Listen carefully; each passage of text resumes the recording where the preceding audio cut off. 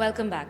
I'm currently in Ripple's Learning Center in Bangalore with the students who are pursuing a course in HR management to give us a little more in-depth information about the course. I'm also joined by faculty members Monica Jingan and Animesh Rai.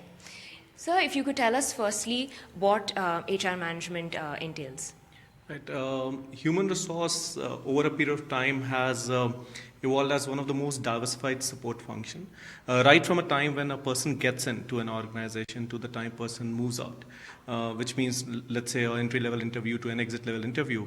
The whole idea of recruitment, the idea of learning and development, performance management, employee relations, employee engagement, people development, all that is something that comes under HR, and that makes the domain very, very diversified and also something to be part of. Ma'am, if you could tell us about how the course is structured here at your learning center and how it sort of better equips students with the required skills that the industry needs. Sure.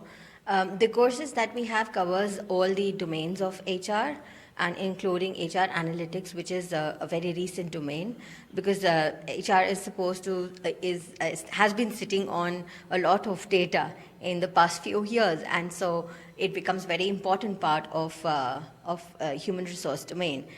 The courses that we have are mainly to build competencies and to make students industry ready. So let me throw it out to the students now. If one of you could tell us why exactly you decided to get into HR, what were the events that led you to deciding to pursue a career in this field? When I was doing my bachelor's, I had the subject HR, and somehow I created a liking for it, and I wanted to learn more about it, and that's why I joined Ripples, and I'm here to explore more about HR. And I like interacting with people, so I want to make my career also in employee relations. If one of you could tell me what are the different specializations that are involved in the field of HR? There are a lot of specializations like training and development. There is recruitment and selection. There's employee relations, payroll. Initially, when we started off with HR was just managing about people or taking an interview. So it's gone a long way. So it's become a tree with a lot of branches where you have a lot of specialization. And here, when you talk about when you come here, initially when I came here, I didn't know what do I do in HR. I just wanted me to be in HR. So when I came here, the CHRMP course, it led me to a lot of specialization, so which I could take in, where I knew where my strengths is and where my weakness is. So that's it. Let's say one of you do get into the HR department in any particular organization. What are some of the areas of work that you would be doing? Because as she mentioned, there's recruitment and hiring, and there's training and development, things like that. What are some of the, as an HR manager or an employee in the HR department, what are some of the different jobs that you would be looking at? So I would get into talent management because apart from their daily work, it would really help them to come out of their stress that they have. And I personally like to conduct more activities, so that would really help them to be free from their stressful work. So I would get into talent management. Coming back to the faculty now, a lot of people often say that the HR department in any organization is often the heart of the organization, is sort of facilitating bridge between the employers and the employees. How important would you say the role of a HR team is in any organization across public and private sectors with this regard, sort of as facilitating a communication between employers and employees, management and staff, and ensuring that the company sort of runs smoothly with its day-to-day activities? I would say HR has come a long way.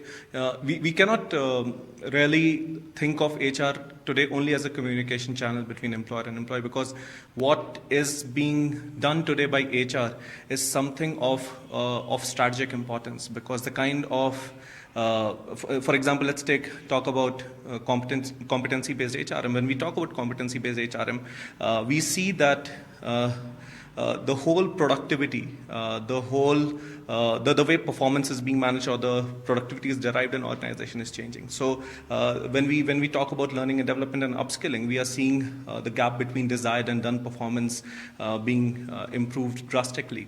When we talk about the way organizations are structured today, and when we talk about this whole new age millennials coming in and Gen Y and Gen X probably taking a back seat. I think HR today is doing much more than just communicating. If we could go back to sort of the kind of degrees that you'd have to pursue or courses you'd have to pursue in your undergraduation or post-graduation to get into a course in HR, is there anything in particular, or is anyone from any field can get in?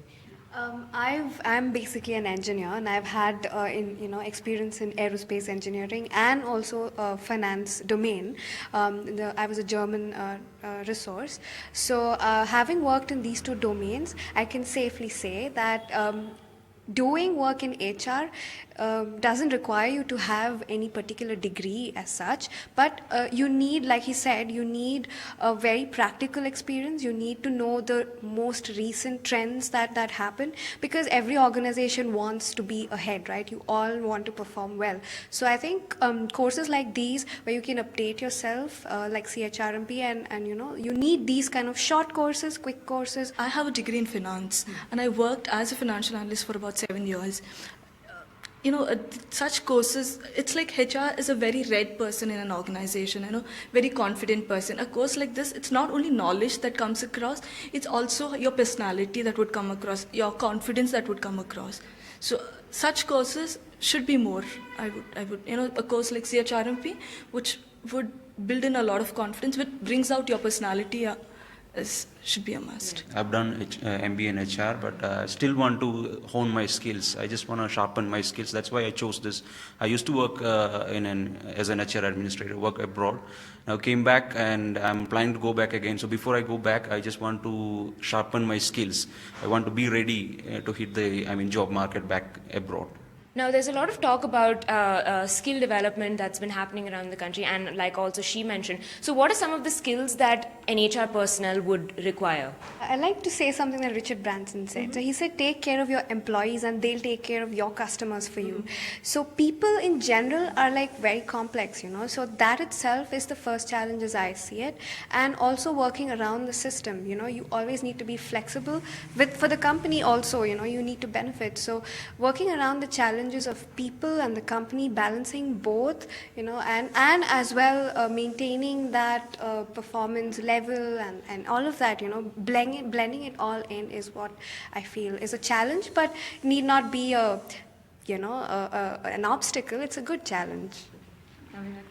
I feel attrition is a big challenge in HR right now, as people are not satisfied with everything. So being an employer, you need to keep them engaged and look after their needs and try to keep them satisfied, so that do not leave your organization. So attrition is a big challenge. I would advise anybody who's looking at a career in HR to it's not very difficult to get into human resource, but to be a great human resource professional, you need to be constantly updated. You need to, it's not like 10, 15 years back that, HR was somebody whom you can ignore in an organization.